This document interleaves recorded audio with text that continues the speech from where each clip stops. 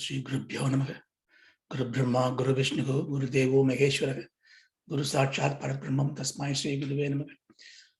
So Ashiva Samarambam, Shankaracharya Madhyamam, Asmadacharya Paryandam, Vande Guru Parampara, Sagnavabdu, Sagnapunattu, Sagaviryam Karabhavage, Tejasvina Vadidamastuma Vatvishavage, Om Shanti Shanti Shanti. Yogena Chittasya Padena Vacham, Malam Sarirasya Vaityakena, Yopa Karotam Pravaram Muninam, Padanjali Pranjali Manadosmi.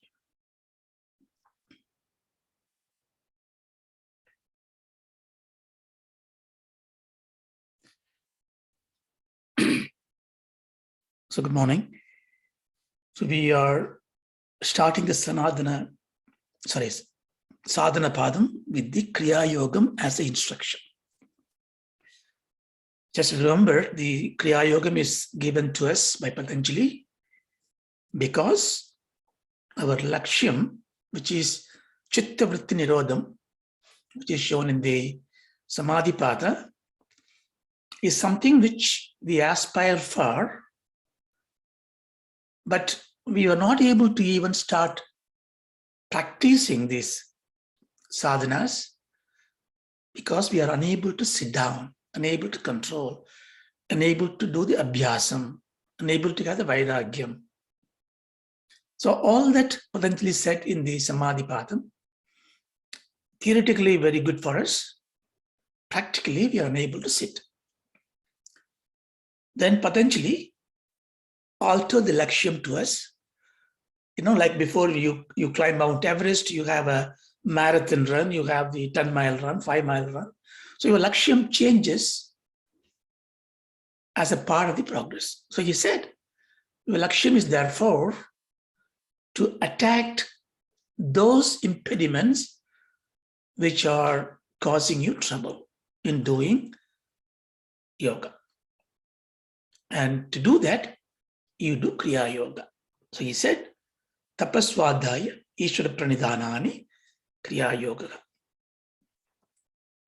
And he said, if you do that, that is, tapas means using your body, mind, and the words to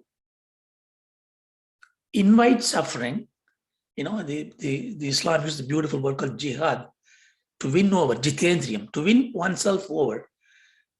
Because you are unable to sit because your control is on yourself.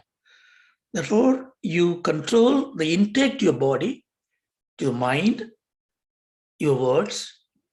So you do the vritams and you do this upasanas, you do this penance, you do the Ishvara Pranidhanani, but all that towards Swadhyayam, that is self-study, understanding your own self. Self-study means not only just studying yourself, but it is studying the yourself, studying the self. You do that. And he said, if you do that, Samadhi Bhavanartha will come true. In addition to that, he said, Klesha Panukarna Arthascha, the second sutra. That means if you do this Kriya Yogam, these impediments, which I call Klesha, will be weakened, Tanukarnam. Obviously, then we ask the question, what are those kleshas? Then he said, avidya, smita, ragaha, dveshaha, abhiniveshaha, panchakleshaha. So we know that. Then immediately he followed it up, mindful of you, that avidya kshetram uttaresham. This avidya, of these 5 I told you, avidya, asmita, raga, dvesha, abhinivesha, avidya is a kshetram. That means that is the root cause for uttaresham, everything else. And it continued to be the undercurrent when these kleshas come as a prasupta, tanu, vichinna, udarana. That is, whether it is in a causal form, subtle form, or a gross form, in whichever form these kleshas or afflictions come out, that is because of avidya. I keep repeating this because this is very important sutra, because what Patanjali has given here, a great insight, that avidya is that which you need to remove. That's why when we go to Vedanta, Vedanta all the time talks about avidya, even at the top, at the risk of even creating arguments. If bhakti is not important, karma is not important, why jnana important? Kind of a vain argument comes in because people don't understand when Vedanta says avidya should be attacked. Because avidya is the kshetra. But we cannot attack avidya because to attack avidya is like attacking the root of a big banyan tree. So we need to weaken it, the nukarana. So we saw all those things. Then he defined the panchaklesha, because if you want to remove an impediment, remove a problem, you must know what the problem is it not? So if you do not know, like you don't really burn the house to kill the bug, that also kills the bug, but you should know exactly what it is that you want to remove and you should go for it. Therefore, he further defines in a very eloquent way, succinct way, what is avidya, anitya, asuchi, dukkha, anatmasu, nitya suchi, sukha, atma, khyadi, avidya. Very beautiful definition. My child, avidya is nothing but viparita jnanam. So you cannot say ajnanam. I do not know that there's normally we have an excuse that, if you make a mistake or if you don't do something that you need to do, you will say, oh, I didn't know. It's fine. But if you know wrongly and do, there's no excuse for that. That's viparita jnana. So if you do a thing which can never be excused, which is taking a thing wrongly for other. Nitya is taken as anitya, anitya we take as nitya, like that. So unclean as a clean, dukkham as sukham. Now, if you do contemplation on this, leave the anitya, because that's quite a complicated one to understand. Dukkham, sukham, we know. So here this Patanjali says, avidya, because you take the dukkham into sukham. Well, I don't do that, you say. When I get hurt and it's a dukkham, I don't take it as sukham. When I win my lottery, when I get a prize, I get happiness, joy. I don't take it as dukkham. So I have no avidya. We tend to say that. But he's going to alter that. He's going to say why this is happening, because of viparita jnana. We will learn it today. Then asmita, he said, from the avidya comes asmita, which is the I-ness, the notional ego, and that is nothing but drik darshana saktyor ekatmam eva. Drish shakti, the power of seeing, darshana shakti, the process of seeing or the objects of seeing, we consider them as together. So we contemplated this, and this is the most pregnant sutra. And we've been talking about it all the time in Vedanta as well. This is the misnomer of taking the ahankara as myself. We're going to dwell deeper into this anyway. So that is asmita. So asmita is very, very difficult to get rid of it. Therefore, the way to plan this is asmita has to be taken as an impediment to be weakened, the nukaranam. To weaken, without going through all these complications, whatever parents have taught us very beautifully, do namaskaram to elders.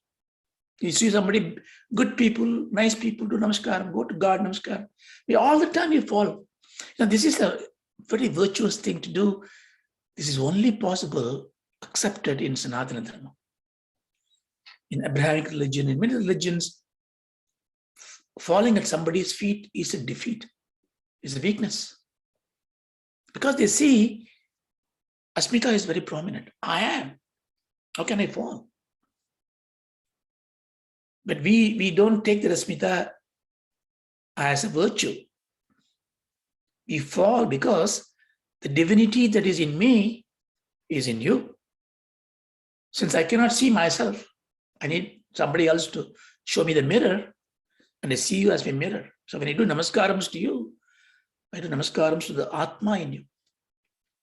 That's why sometimes, we go to this, holy places, we find a young balaka, as a sannyasi, and be somehow impressed by him, we fall at his feet. He's younger than you.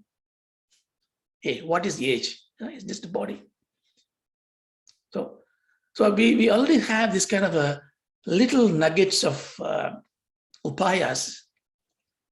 When we teach our children do namaskaram, they ask the question, why should you do namaskaram? We should just simply not say that that's how it is. But you should say, this is the reason for it. So, asmita. Then raga dvesha. Sukha anushayi ragaha. Dukkha anushayi dvesha. That which gives you joy, pleasure, delight, and you want that to be continued all the time. Therefore, you go after those things with an attachment. That is ragam, ragaha. The ulta of it, if it is dukkha, if it is grief, continuous grief, you want to be away from this. You want aversion, dvesha. This klesha is naturally coming to us because we give different priority to sukham and dukkham. Because we see them as two different things. Sukham is different from dukkham. I don't explain that to you. You know it. That's how you and I feel it. We like one because, for whatever reason, sukham is giving us joy. Then, the last and final one, Swarasa vahi vidushaka api tatadurdaha abhiniveshaka.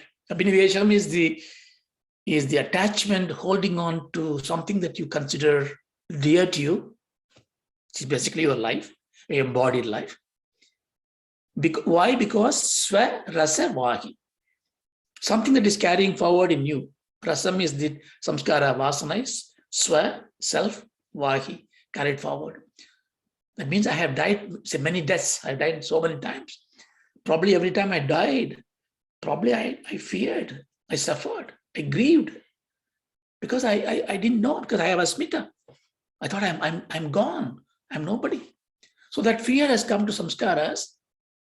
That's why even a small child, any jivarasi, try to keep up the embodiment, abhinivesham. We also saw a very interesting interpretation of abhinivesham as not just the fear of death, it's fear of giving up even your own dogma.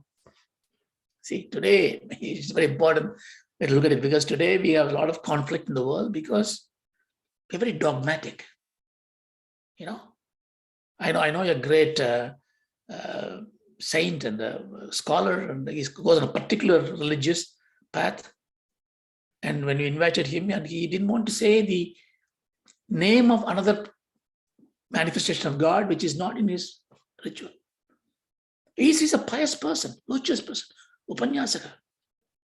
But abhinivesham, he's holding on to this dogma. So that meaning, if you take it, we'll find a lot of benefit in contemplating on it, because it means I don't need to hold on to a dogma. I hold on to my principles, but my principles need to be refined. What is my principle? Even smriti has to be changed. Bhagavan says in Gita, smriti has to be changed. So there will be different smriti coming every time a new world comes in. To give the smriti, Bhagavan will come. But the tatparyam of Vedas don't change. Vedantam don't change. So therefore, abhinivesham should be the fear of death, which is fine. The other one is the fear of holding on to. So we saw all those things. Then he said, okay, I know the kleshas now. I know I must remove this klesha, or at least tanukaranam. What do I have to do? So the next two sutras, he gave that subtle nature of this sadhana. Te sukshmaha, te pradipasava heyaha sukshmaha. Te sukshmaha. So those pancha kleshas, if you do the Kriya Yogas, if you do this Maitri, Karuna, Mudita, Udasina, good value system. Don't forget what is Kriya Yoga is. It is not a magic. It is not a ritual. It is not a worship. It is not a puja. It is behavior change, value change, attitude change. But to do that, there are certain kramas there in Patanjali Yoga Sutra, but also in normal life.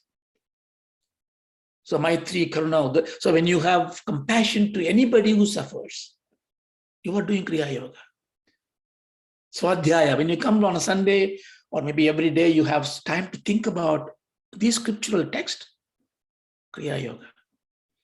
When you are sitting there quietly for a day, half an hour just for yourself, let the thoughts come through your mind. Let them just evaporate. Watch yourself. No WhatsApp, no television, no telephone.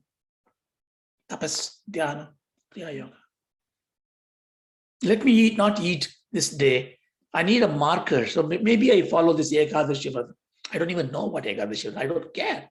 But it gives me a marker in Ekadashi, Paurnami. I take some days and I do fasting. I keep quiet. Today I make a vow that I will not hurt anybody. Even better, today I take a vow, I will make somebody smile, somebody laugh, somebody be happy. All this is Kriya Yoga. So it doesn't need to be, you need to go to the guru and learn some mantras. It's not a ritual. But all that will bring change in you, the change you can see, but please look for the changes appreciated by others. Not for any egoistic reason, because sometimes you should know that you are on the right track. People say, what's happening to you, Ramesh? I mean, I see you nowadays very happy, joyful, positive. And you can say, yeah, maybe that is I am doing the right way. So don't wait for the lessons to finish and then you do. That is not like this. It all has to be happen every day. So we must do Kriya Yoga now. You must be doing it. But then he said in the 10th Sutra, if you do that, it has become sukshma because you pressed it hard. Be very careful here because, okay, I learned now I should control my anger. Anger is a klesham. Aspita, raga, dvesha is anger. So I'm doing Kriya Yoga, so the anger is coming. So I remember this class. Tapas start now. In this situation, this person making me infuriated, I will control. Okay, you are doing some Kriya Yoga. But you suppress it. But when you suppress it, it doesn't express itself, but it builds pressure. Is it not? Because so that is not actually doing properly. This is where the krama yukti comes in. So if you keep on suppressing your feelings to project a view of a sober person, you are fooling yourself. Because what will happen? This is going to bounce back. So therefore, what do you need to, so how do I do that? Jnana. Always must have swadhyayam. I'm doing this not to show this person that I am a changed person, but to change myself. So when you do that, instead of being suppressed, it becomes compressed. So it's the difference. Compressed into a seed, sukshma. So Kriya Yoga has led you up to Sutra 10. It has become sukshma. But sukshma is potential fertilized plant, isn't it? It's got potential. You can keep the seed, for 3 years, throw it in the earth, water is poured, tree sprouts. So latent effect is there. So he says, pratiprasava. So he means that which is removed, the sukshma should be removed. Pratiprasavam, take it back, put the effect into the cause.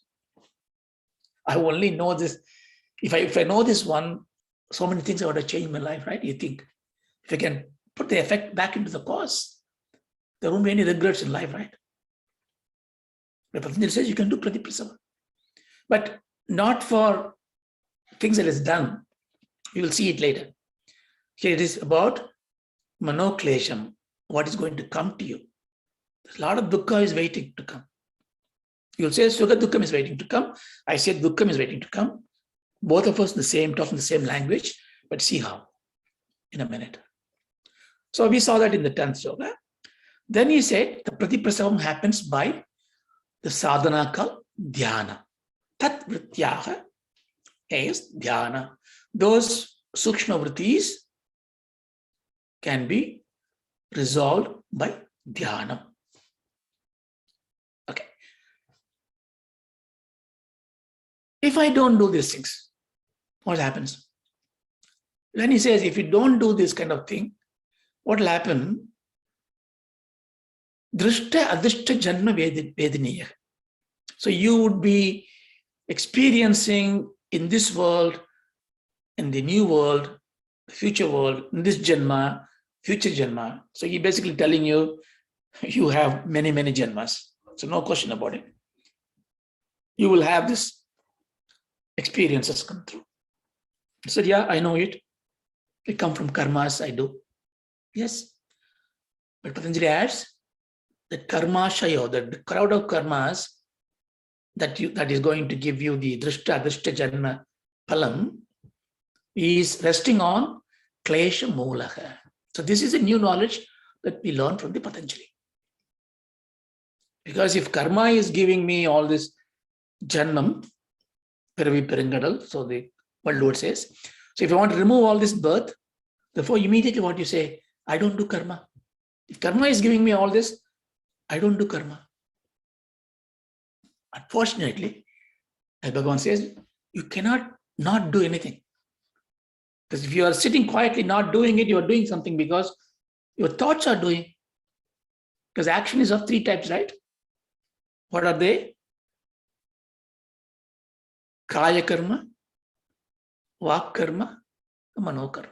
What you do with your body, what you do with your tongue and your mouth, verbal action, and mind. So mind also in action. So it is, therefore I cannot not do anything, sit down idly. So I have to do some karma. So karma gives me drishta, adhishta janma.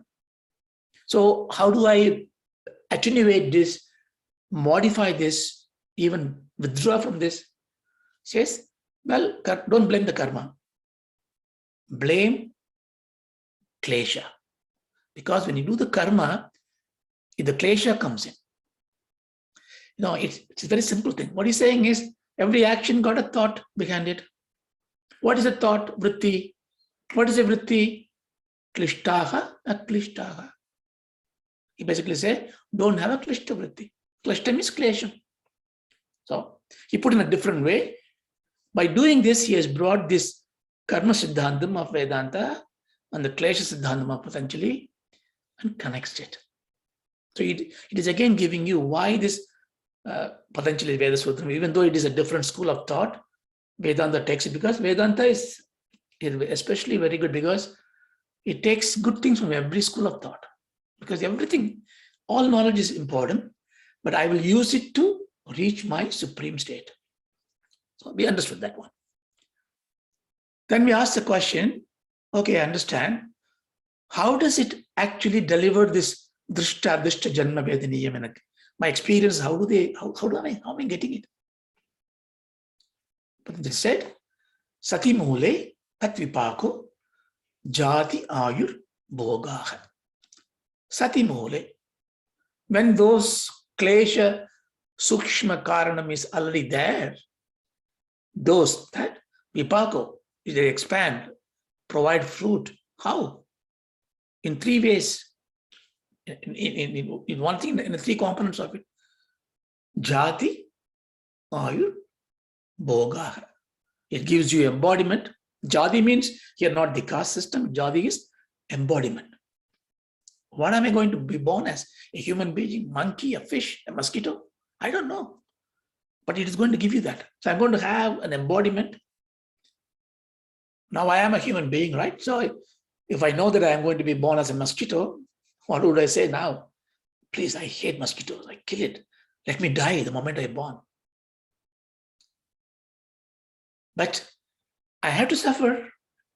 So I may have an ayur, but when I become a mosquito, what do I have? Abhinivation.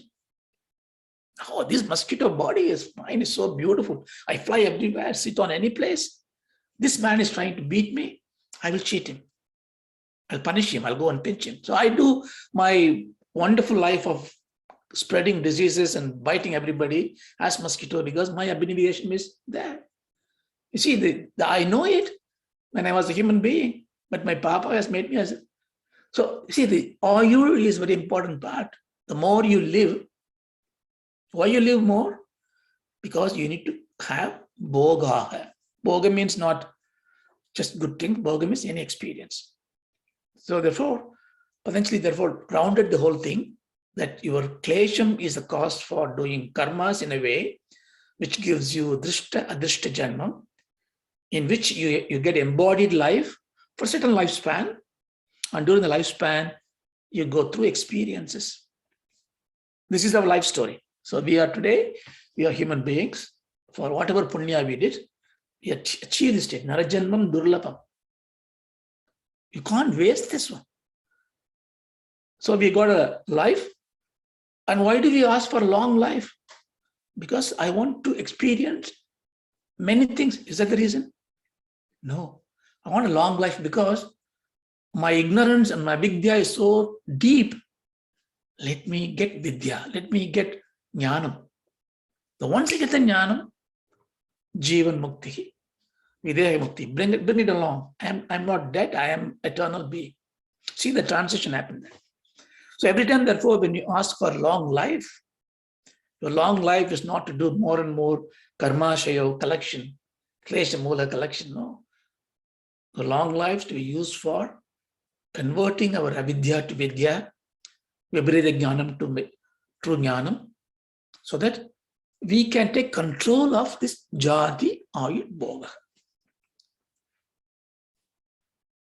Okay.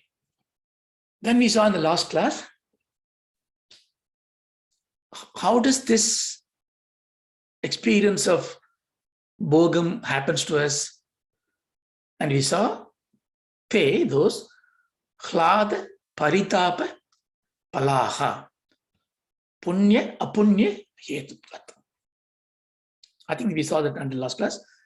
So this karma shayam, whatever we do, get tagged and categorized into punya and apunya. And who categorizes that?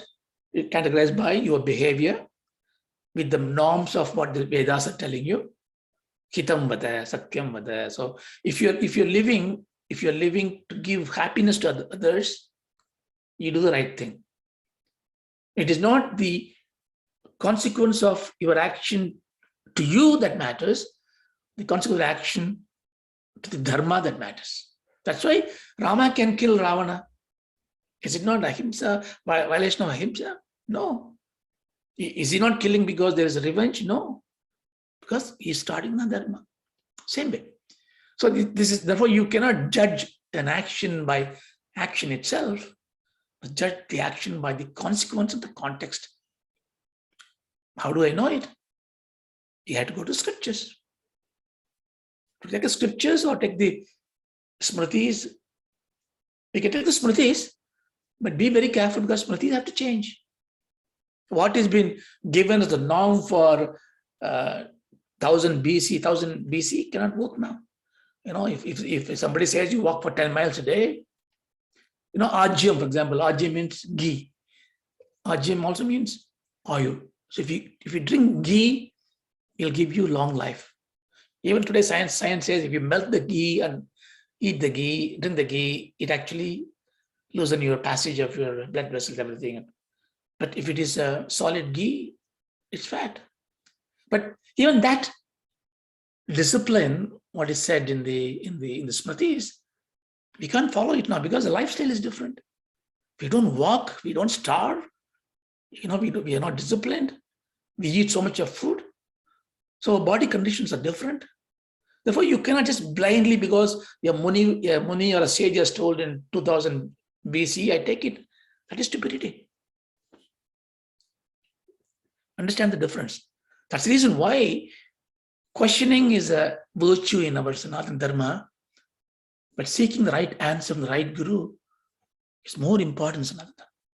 So there are acharyas there, and they will modify, they'll give you. So it does not mean your principles are changed. The policy has changed. The principle is what? By scripture, what is punya and apunya will decide your thing. So we saw until then. Therefore, we say remove the klesha. But then we think, well, if you look at the sutra, it tells me, te hlada paritapa. Hlada means what? Joyful. Remember that, prahladan, always joyful. Paritapam means anguish. Pari means around you. Tapam means burning. Not only inside you, everywhere is burning. You are such a distress. So both are the palaha. Both are coming from the klesha. Therefore, I want to kill. Why should I burn the house? Because of the bug. I want to keep the hlada. After all, life is to enjoy. So therefore, it is not right to say you remove all the klesha. I like to keep those kleshas, which gives me hlada. This is a very logical question, is it not? Why should I give up? No, this is not a stupid question. This question was even asked by Purva Mimamsika. Vedas tell me that if I do this yagyam, if I do this Ashwamedha yagam, or if I give this dhanam, I will have the kalpataru, I will have the kamadhenu, I can go to the heaven, I can live there, I can become a Devendra. Many manvantrams I can be embodied in heaven, I can come back again, do again this thing.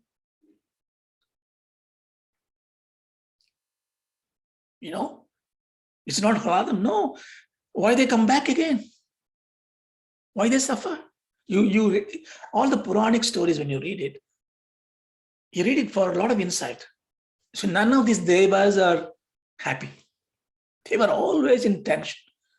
You know, they were enjoying the dance of Urvashi, and suddenly the guy SMS comes in, and there is this chap after this yoga classes. He's meditating. His tapas is so strong. So his tapas may give him the Indra Padavi. So you put on everything, you create asha. You create a lot of circumstances around this person who is doing penance to stop the penance.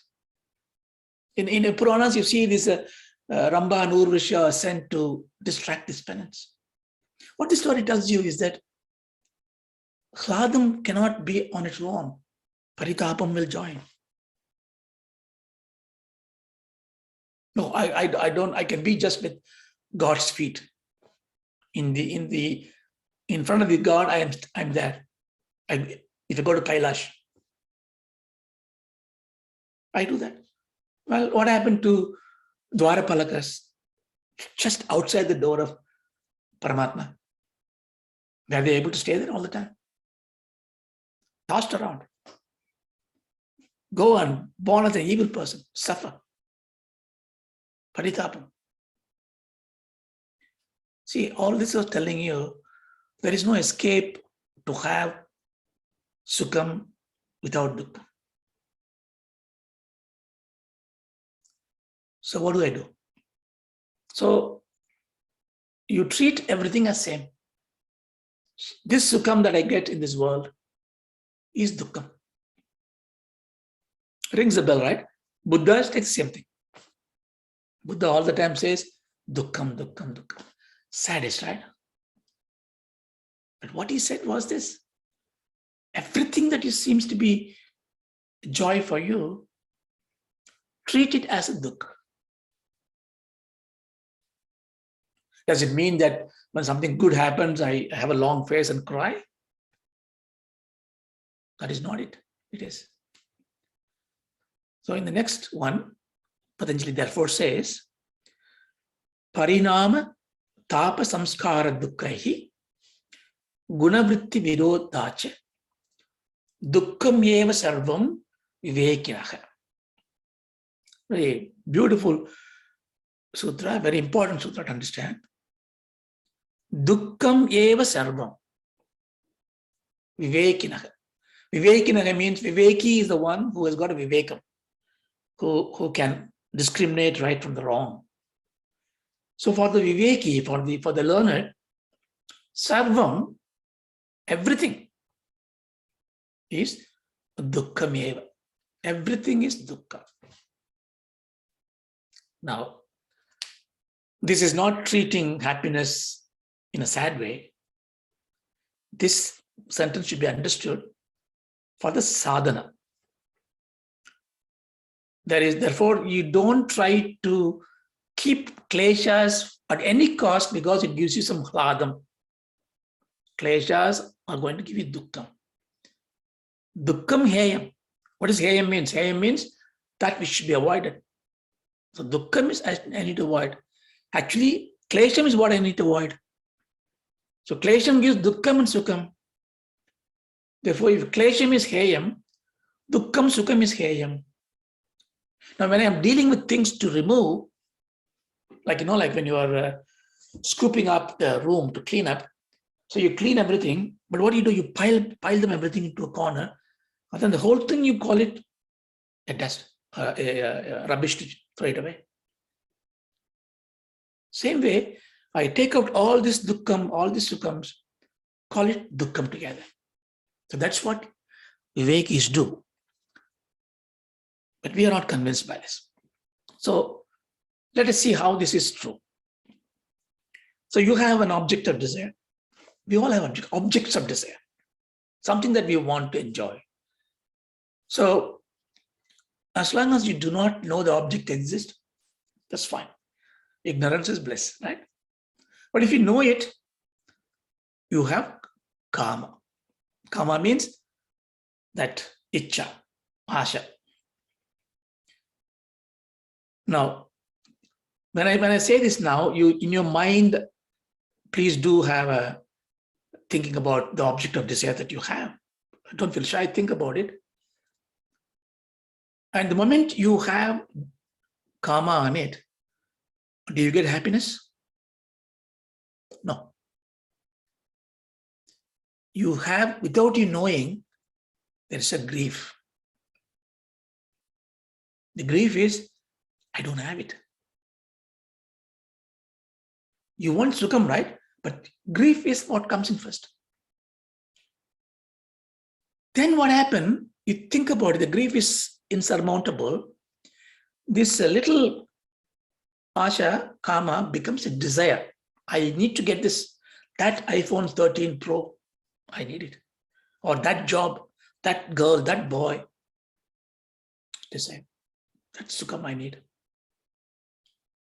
Have you got sukham now? No. You have desires. Then it needs to lust. What is lust? Intense desire. You come to the point, I just can't do. This is the time that you actually go and spend that money or do that action because it's impossible. I must get it. How are you feeling inside? Grief, stress, anxiety. It's going to come. Anxiety. No, it won't come because you don't have enough money. You are in the long queue. Somebody is getting it. Anguish. Are you following this? You must think about your own life. And then it becomes selfishness.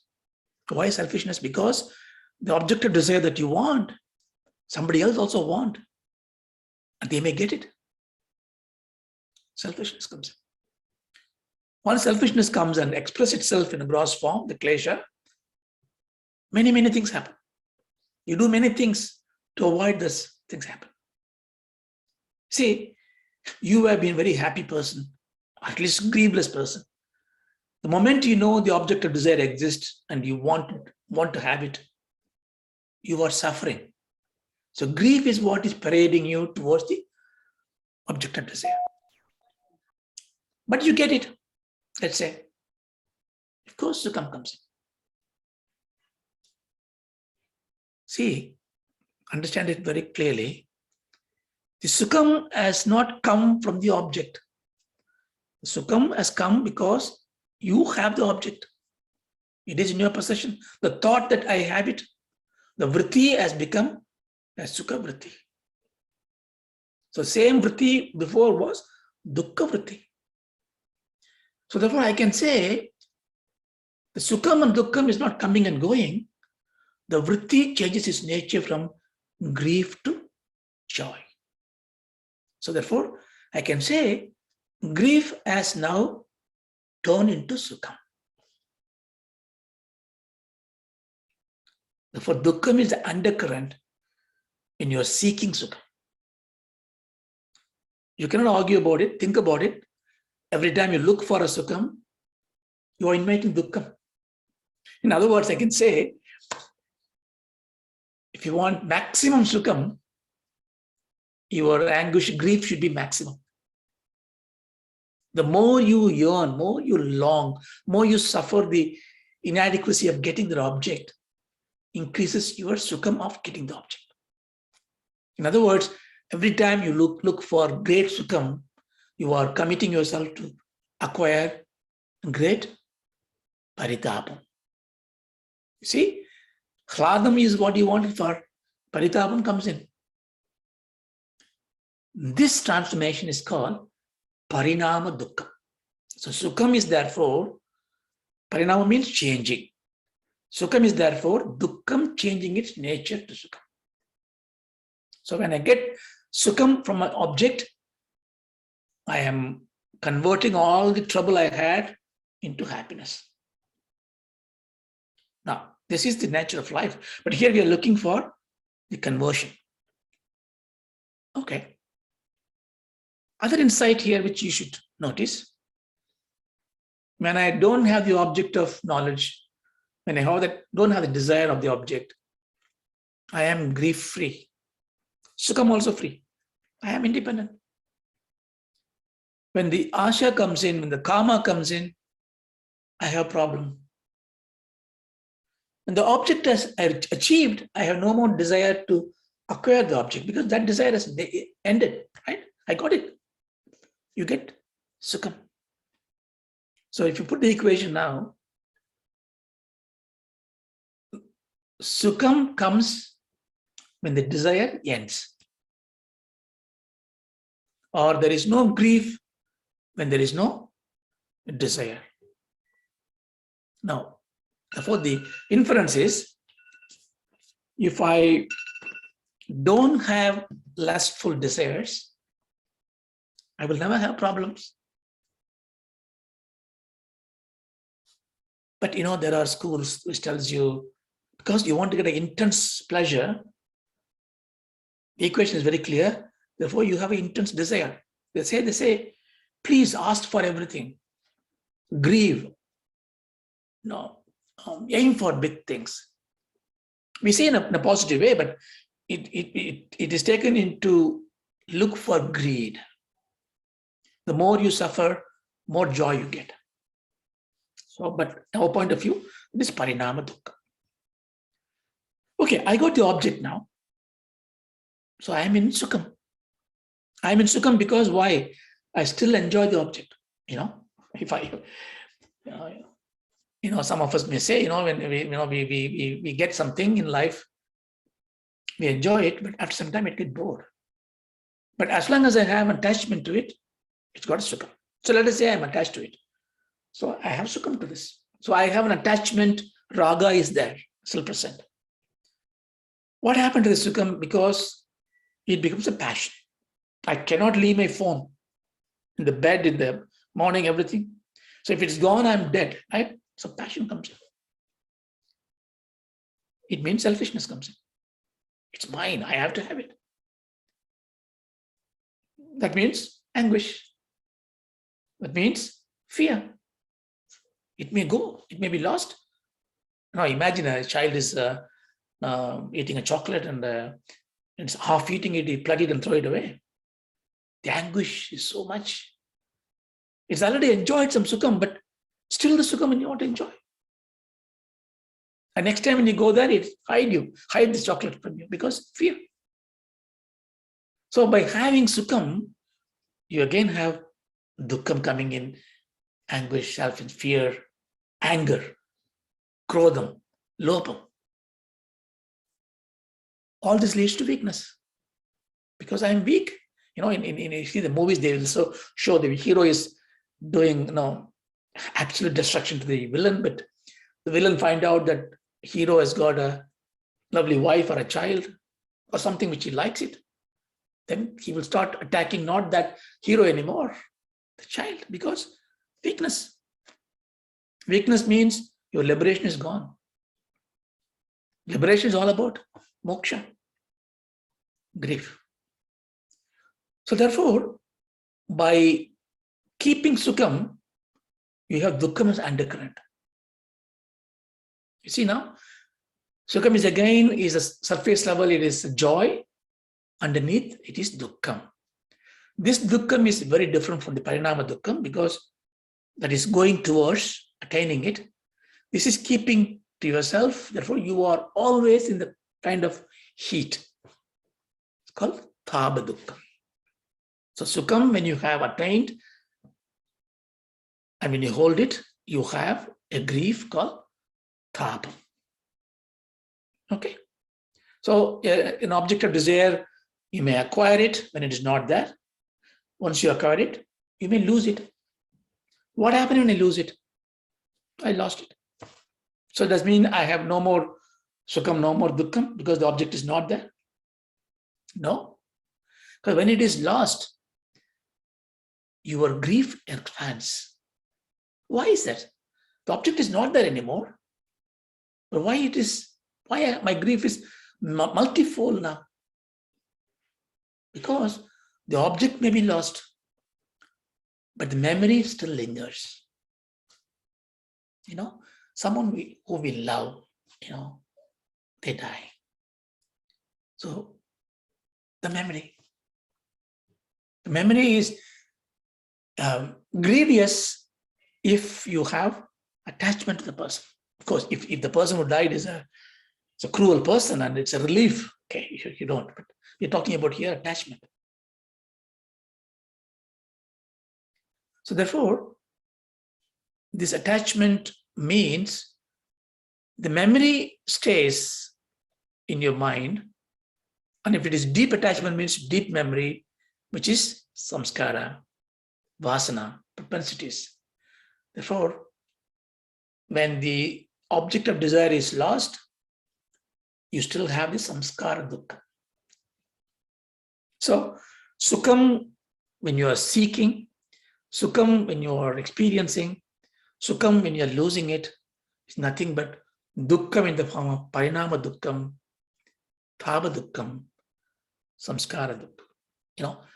This you can go in a very different explanation in so many different ways, but I want to bring it very simple way for you to understand so that it is appealing to you that, yes, I am able to therefore see the sukham as a potential dukkham. Therefore, Buddha's words are not completely insane, not sadist. Perspective is different. But we have a problem when you accept this one. Sometimes truth, when you accept it, it creates other problems. Okay, how am I going to change my approach to Sukha? Therefore, should I be like, give up everything and go somewhere and without having Sukha Dukkhams? People think that, trouble means sannyasam. Sannyasam is as if the cure for all. Nonsense. I don't know whether there was there's a movie called Into the Wild. If you're interested, you can see it. I think it came in late 90s or early 2000. So I think it's early 2000. This movie is it's a true life of a guy, Christopher McCandless. He's an American guy, young guy. Of course, there's a biography written by somebody, and the movie was taken by, I think, Sean Penn produced the movie. So in this movie, this young chap, finishes university, and he sees that, what is his life? This is nothing. I don't want it. So he whatever he earned now $50,000, he gave it to the Oxfam, and then he says, I will live with nature. He wanders around. And he goes to many places, and I think, to cut the story short, end of it, he had a very tragic death. He starved for food, and So he realizes that happiness is that useful, valid when it is shared. So it is not giving up and going around is going to make you happy. It is being there in the main act, but being an observer of happiness as a latent dukkha. That means, what do I do? See, even when say, you get tensed up, you get angry, you get grief. The doctors advise you, please don't grieve. It is not good for your heart because heart aches. Your blood pressure goes up and your system becomes very dull and it's basically a decline. So you need to. So therefore, we focus on avoiding dukkhas and we take measures. We take advice very seriously because dukkha is impacting us. But Patanjali is making you think. Not only dukkha, even sukham is impacting us. There was even when you have a great ecstasy, pleasure, happiness, you have problem. There's something called a Takotsubo syndrome. Takotsubo is a pot which is used by Japanese to capture octopus. It's kind of a enlarged little mouth and big enlarged one. So they use this term for it. NHS has got a great research on it. Basically, what it is that when you get extreme joy, your left ventricle, which pumps blood to the body, because joy means ecstasy, more blood flow, it balloons like this. The Kotsubo pot, it balloons beyond the proportion of it. Of course, it can lead to heart attack. But you see, again, there is the beauty of nature, because when it balloons, it paralyzes itself. That gives you the heartache. You go to the doctor and they get you medicine and all that. But that heartache is actually a good thing, because the heartache happens because of the paralysis of that ventricle of the joy. What the paralysis do, it stops the blood flow, because the adrenaline that comes from the brain that spread to all the body cannot cope with that ecstasy. Every cell will explode. You will die. So therefore, the heart being expanded, it stops, freezes, gives you some discomfort in the heart. But if you keep on getting this very often, when you expand it, it becomes weaker, right? So what I'm saying is, please don't take it negatively. I'm not saying you should enjoy sukham, enjoy dukkha. No, I'm not saying that. Even sukham, even ecstasy, when you don't have control, is harmful. But we don't take preventive measures for sukham, because naturally sukham is enjoyable, right? Bring it on, we say. Now, as a student of Vedanta and the Patanjali's Yoga Sastra, we know that we need a balanced life. Even sukham is not good in that sense. Therefore, how do I be very cautious about managing sukham? Instead of calling it sukham, I call it dukkha. I'm not bringing behavior changes. I'm not going to be drowsy, weeping when I win something. But I'll be very cautious in my expression of joy, because I know it may lead to some other dukkha for it. Therefore, this is where your talent comes in. Your talent is when you learn this Vedanta, when you learn this scriptural text, immediately what happens is you show this learning, partial learning, in a way to others.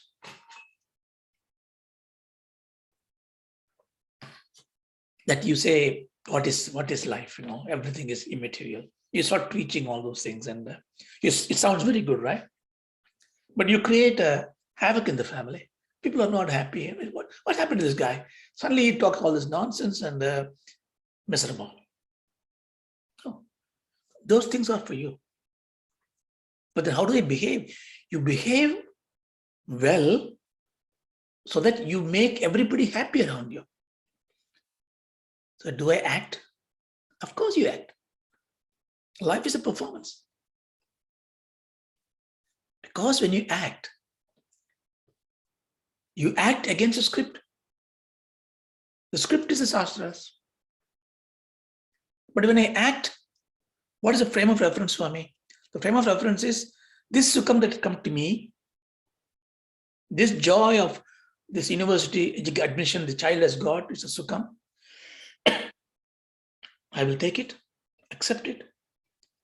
But there comes the fear, there comes the grief. What happened to the hostel living? What my child is going to go through? All that happens. So therefore, I have to do something about it. So Patanjali is going to tell you what you need to do. But this sukham you enjoy, but you stay balanced. That's the reason why in this sutra he says, Parinamatapa samskara dukkaihi guna virodhi vritti virodhacha dukkam yeva sarvam vekina. So I will finish this sutra before I close it today. Just a few minutes. So dukkam eva vivekinaha. So if you take the last phrase, you will understand very clearly now, because we've gone through this example. There he talks about the nature of the wise people. You and I want to be a wise people, wise man, wise woman. We will be, we are. Therefore, our nature should be what? Dukkam eva. Grief alone is everything. Sarvam. Vivekinaha. So for the learned, you can also say Vivekinaha sarvam eva dukkam. You can take that way also. So everything is dukkam. Now you will not question this assertion because we've gone through the reason for it. Okay, I can take the same thing. Then the nature of sukham, because now we are calling everything dukkam, we are leaving the sukham. We are leaving sukham into dukkam because the nature of sukham is understood. It is a parinama dukkam, it's mutating. It is a taba dukkam, it's anguish. It's samskara dukkam, it's imprinting, vasana, propensities. Therefore, sukham is nothing but grief. So we know this. But such a perfectionist Patanjali, therefore he also says, yeah, I understand the effect of it. I get the anguish, I get this tapam. When I enjoy it, I feel fear. Yes, I understand the reason for it. But tell me, why those changes happening in me? Why am I anguished? Why am I having fear when I have enjoying the happiness in life? He says, that is nature of guna. Because now you have to go back to the Sankhya theory. What Vedanta told us, Tattvabodha, Deham, Bhoga, Ayatanam. This body is dwelling to experience. That we learned in Tattvabodha. Tattvabodha again explained the Sankhya's essence. This Deham is nothing but Panchikaranam. You remember that? It is made out of the Panchapudas, Sthula Sukshma, Karna Sariram, Annamaya Kosham, Manomaya Kosham, Pranamaya Kosham. But all this is happening because the building block of this body is made up of the Panchapudas, but the builder and the maintainer, the changer, is a fabric of gunas. The gunas are of three types: Sattva, Tama, Rajoguna. We saw this, we learned about it in deeper, so I'm not going to go into that. But enumerate that. Sattva guna means that which knows, that which illumines. That happiness is what you're knowing. Happiness is not a taste. Happiness is not the sweetness of barfi. Happiness is the feeling of that sweetness that you feel. So that kind of happiness happens in the chittam, in your plane of understanding. That can only happen in sattva tendency. Only when there is sattvam, you have sukham. So whenever you feel sukham, you are in sattvam. So if you want to be always happy, therefore what you need to be there, always in Sukham. But that's a problem. The vritti, the functioning of these gunas is virodat, in conflict. When sattvam is coming, Rajas will say, this guy is there, I must get up. So Rajas comes, the Rajas is opposite to sattvam, it comes in. So I'm enjoying this wonderful ice cream or wonderful chocolate. I look at it, somebody is coming, he may take it away from me. Rajas, hold it. I didn't invite that Rajas to come, but it comes. It is in the nature of gunas. Rajas is occupied, okay. I'm protecting it, I'm enjoying it. Tamas is opposite to Rajas. Rajas is activity. Activity means expanding of body. Tamas says, come back, sleep, dull. So when you do dhyana, you get the joy. Tamas says, sleep. You yawn. When you're sitting for 5 minutes, you can't focus because you get sleep. You see, this is, so therefore, this is unavoidable. That means you can never be in one state. You cannot be all Sat Purusha. No way. As long as you are Prakriti, you can be Sat. That is Prabrahmam, Advaitam, Anubhutam. But Sattvam, you cannot have it. You can have Sattvam predominance, but you'll have Rajas, Tamas. So this keep on changing. So therefore, Patanjali builds two reasons why the Jnanis call everything as Dukkham. The first reason is the nature of Sukham is nothing but Dukkham parading as Sukham. Tick. Second, he says, but any happiness you enjoy will pass because it's not somebody is taking it away from you. Your own gunas. Nobody is coming to pick my chocolate away. But after eating 10 of them, what happens to me? Atrupti. Disgust. Gunas will change. So therefore, because the nature of gunas is such that, the nature of Sukham is just that, I don't consider Sukham. So here Sukham, I keep on saying Sukham means it is not Anandam we're talking Vedanta. Sukham is, you already saw, Indriya Sukham, Indriya Trupti, Mano Indriya Bhogam. So therefore the Sukham is nothing but Dukkham. Therefore Sarvam Dukkhamayam. If Sarvam is Dukkham, I want to know, ask the question, what is this Sarvam? Sarvam means the whole world is Dukkham. The whole life is Dukkham. How do I deal with this? And then what is the remedy for it? So these are the things that we need to learn. This we'll see in the next class. I wanted to finish a little bit more, but I think I dwell deeper into something. So, okay, let's take the Shanti Padam. Om Asatoma Satgamaya. Om Asatoma Satgamaya. Tamasoma Jyotirgamaya. Tamasoma Jyotirgamaya. Mrityoma Amritam Gamaya. Om Shanti Shanti Shanti. Om Shanti Shanti Shanti. Hari Om Sat.